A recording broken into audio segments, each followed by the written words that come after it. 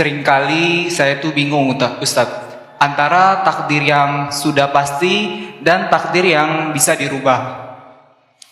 Nah, untuk itu bagaimana cara kita untuk membedakannya Ustadz? Terima kasih. Takdir tetap itu adalah semua kejadian. Kejadian-kejadian dalam hidup kita, lahir, mati, rezeki, jodoh, dan peristiwa-peristiwa itu namanya takdir tetap. Sedangkan takdir yang berubah adalah keadaan. Ketika itu terjadi, keadaan kita bahagia atau sengsara, itu takdir berubah. Ketika kita ketemu jodoh, hidup kita bahagia atau sengsara, itu berubah. Ketika kita dapat rezeki, rezeki itu membahagiakan kita atau menyengsarakan, itu berubah. Dan itu tergantung pilihan kita. Bagaimana cara kita mendapatkan takdir itu tadi?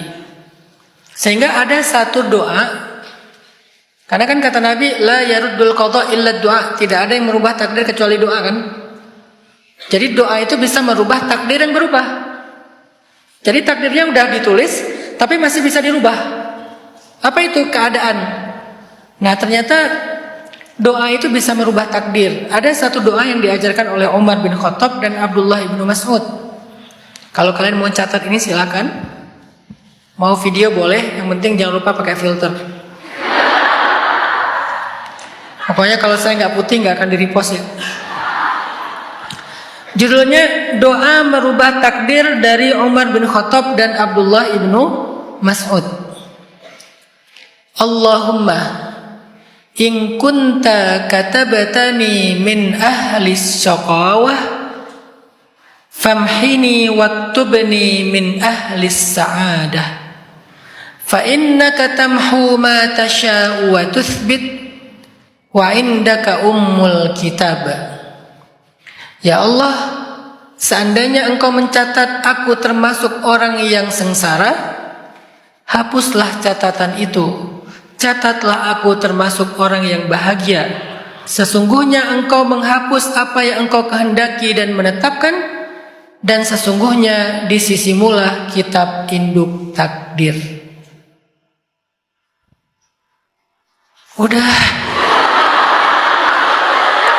Udah gini-gini loh. Tolong yang ini dihapus ya, nanti ya, di crop ya.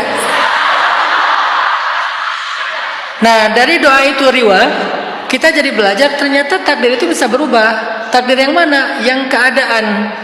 Jadi dari tadinya keadaan kita dicatat dalam mahfuz, kita sengsara dalam rumah tangga, kita sengsara dalam hidup, kita sengsara ketika masih jomblo, kita sengsara ketika sekolah, kita sengsara ketika kerja, kita sengsara apalah gitu ya.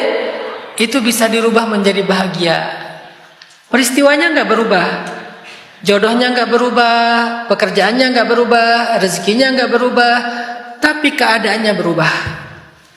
Jadi kalau Riwan nanya, bagaimana kita membedakan? Gampang. Peristiwa, orang, tempat, waktu nggak berubah, tapi suasananya, keadaannya, rasanya berubah. Karena kalau takdir itu hanya sekedar kenyataan yang harus kita terima, nggak selalu kita mampu menerima kenyataan itu. Ada banyak banget kenyataan-kenyataan hidup yang kita sulit sekali menerima karena nggak ngerti, karena nggak sesuai harapan. Jadi kita nggak bisa terima itu. Maka makna dari takdir bukan hanya tentang kenyataan-kenyataan yang sedang kita hadapin. Ringkasnya, ini ada satu quotes tentang takdir yang saya bikin ya.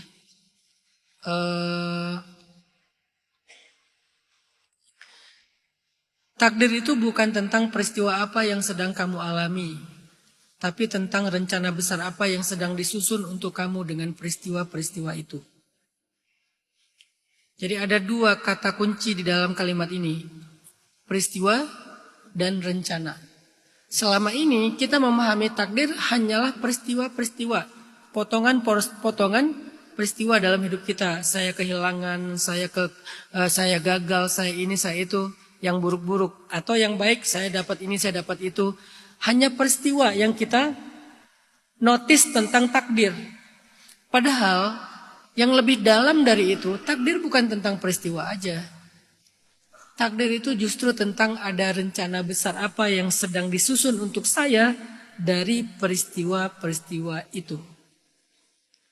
Walaupun peristiwanya menurut kita buruk, tapi ada rencana baik, ada rencana besar. Kita baru akan mengerti itu setelah minimal 10 tahun.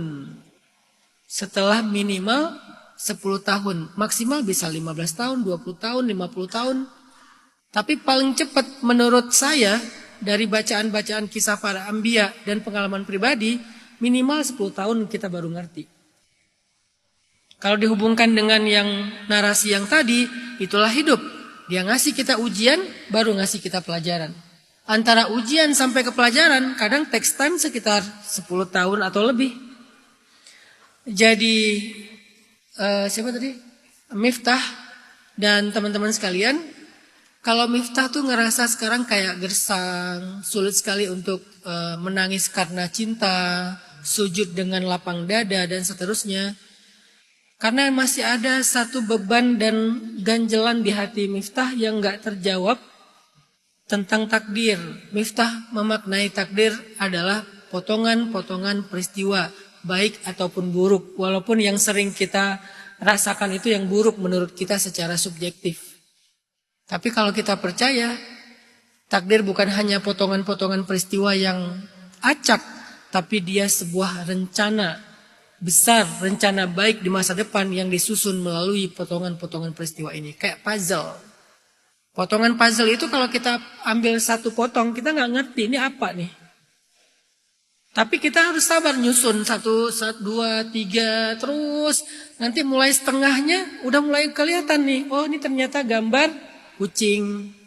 Oh, ini ternyata gambar bunga. Kalau cowok mungkin, oh ini ternyata gambar mobil, motor.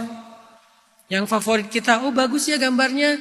Setelah setengah kita nyusun puzzle-puzzle yang rumit tadi. Nah, banyak orang yang menyimpulkan puzzle yang utuh itu dari 1-2 potongan terpisah. Hidup aku aneh banget. Warnanya hitam. Terus kayak gak jelas gitu. Oh ternyata itu roda, tapi cuma sebagian kecil. Jadi kita nggak bisa nyimpulin itu kalau baru dapat 1-2 potong.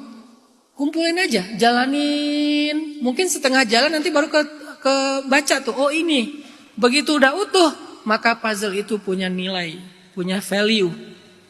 Makanya Miftah dan teman-teman sekalian, takdir tuh kayak gitu. Dia kayak potongan-potongan yang terpisah dalam peristiwa-peristiwa hidup kita. Tapi hakikatnya bukan apa peristiwanya, apa potongannya, apa gambarnya. Tetapi apa rencana besarnya. Kita nggak akan mengerti dan nggak akan punya value itu sebelum kita ngejalanin dengan sabar. Dan ini bukan hanya tentang satu hal, tapi tentang banyak hal dalam hidup kita.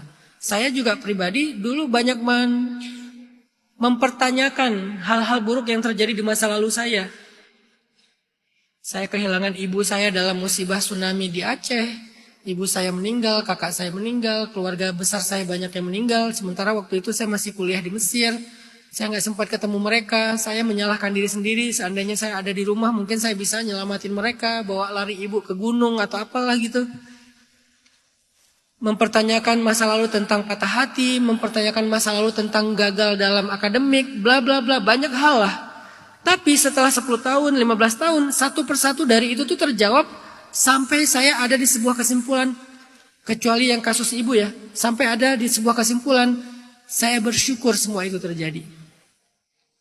Bahkan ibu juga, saya bersyukur ibu Allah panggil pulang dengan sebuah musibah tsunami yang dia meninggalnya tenggelam berarti dapat pahala syahid. Bahwa ibu meninggal itu nggak bisa dihindari, itu takdir. Tapi bagaimana ibu tenggelam, walaupun tragis dikuburkan secara massal, tapi saya bersyukur kepada Allah, ya Allah makasih ya udah ngasih ibu hadiah syahid. Udah ngasih kakak saya hadiah syahid. Saya nggak bisa ngasih hadiah terbaik dalam hidup mereka, Allah yang ngasih hadiah terbaik. Itu kan 10 tahun, 15 tahun, belum lagi tentang patah hati, tentang kegagalan-kegagalan dalam karir, itu tuh kejawab nantinya. Oh ini alasannya, oh ini gambar utuhnya, oh ini tujuannya. Dan pada akhirnya saya pribadi merasakan grateful, sangat bersyukur pernah ngalamin semua masalah-masalah itu di masa lalu. Walaupun di masa itu saya menangisi dan mengeluhkannya.